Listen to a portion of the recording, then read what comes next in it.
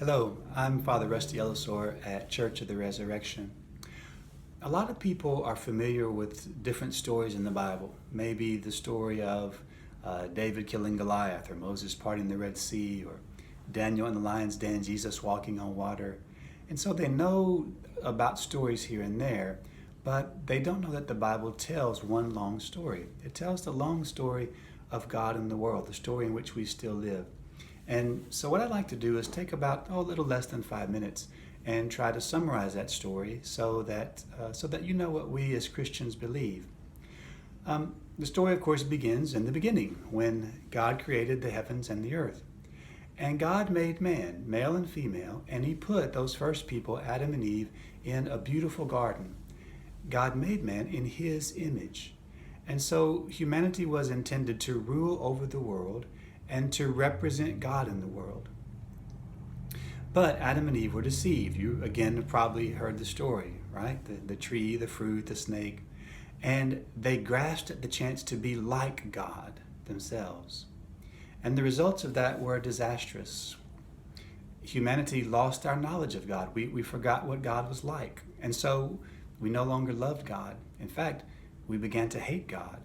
We began to hate each other.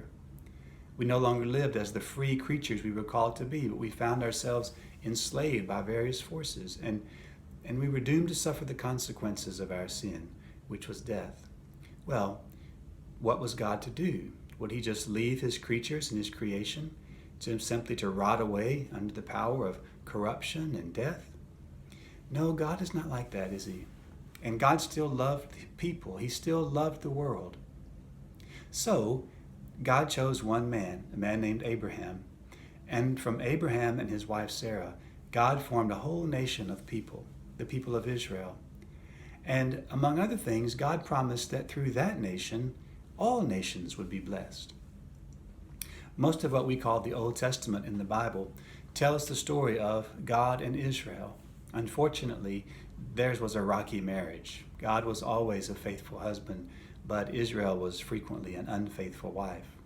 The problem, of course, was that the children of Abraham were also the children of Adam, which meant that they were infected with the virus of sin, just like the rest of the people are.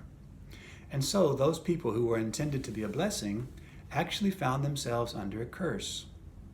Once again, what was God to do? Would he just scrap his plan to bless the world through Abraham's people? No. Even if everyone else is unfaithful, God always keeps his promises. And so, when the time was right, into the nation of Israel, God sent his son. Where Israel and all other people had been unfaithful, Jesus was faithful. He was the true image of God. When people looked at him, they saw the Father. He was the Son of God that Israel had been called to be. He was faithful to his Father in all things. And his faithfulness led him to the cross. He was rejected by his own people. They handed him over to the Romans, and he was put to death. At the cross, we see what happened when man finally got his chance to get his hands on God. But as evil as all of that was, it all happened according to the deep purposes of God. And in his suffering and death, Jesus rescued Israel by suffering the very curse that they were under. Then God raised him from the dead and made him the Lord of heaven and earth, so that through him he might set the world to rights and make all things new. All of this meant that Israel could finally be forgiven, that she could come home to God, receive the gift of the Holy Spirit, the very life of God himself. And it also meant that God's plan for the world could now move forward. Through Jesus Christ, the true seed of Abraham, not only the Jewish people, but all nations could be blessed.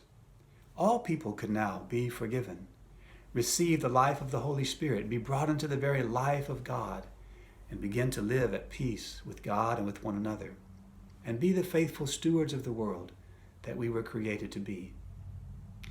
Well, that's what we see in the life of the church. Now, we never see it perfectly, and sometimes we only catch glimpses. But it's there still.